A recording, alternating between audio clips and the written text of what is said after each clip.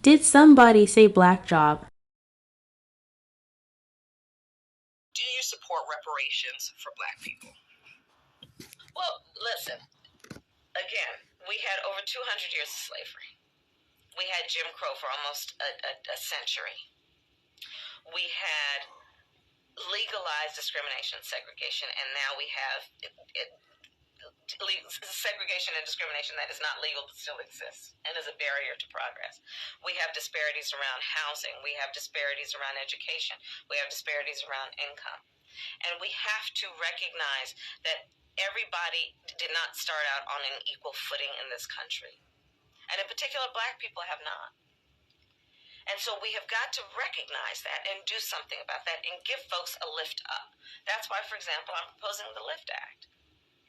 Give people who are making $100,000 or less as a family a tax credit, which will benefit and uplift 60% of black families who are in poverty.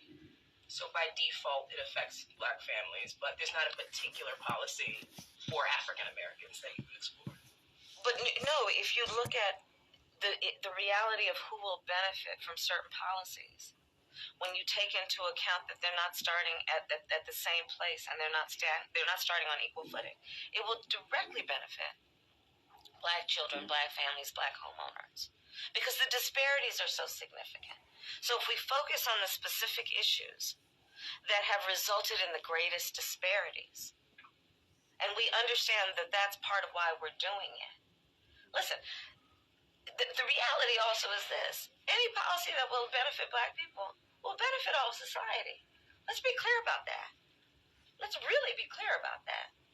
So I'm not going to sit here and say I'm going to do something that's only going to benefit black people. No, because whatever benefits that black family will benefit that community and society as a whole and the country. So I'm not going to sit here and say I'm going to do something that's only going to benefit black people. No. So I'm not going to sit here and say I'm going to do something that's only going to benefit black people. No.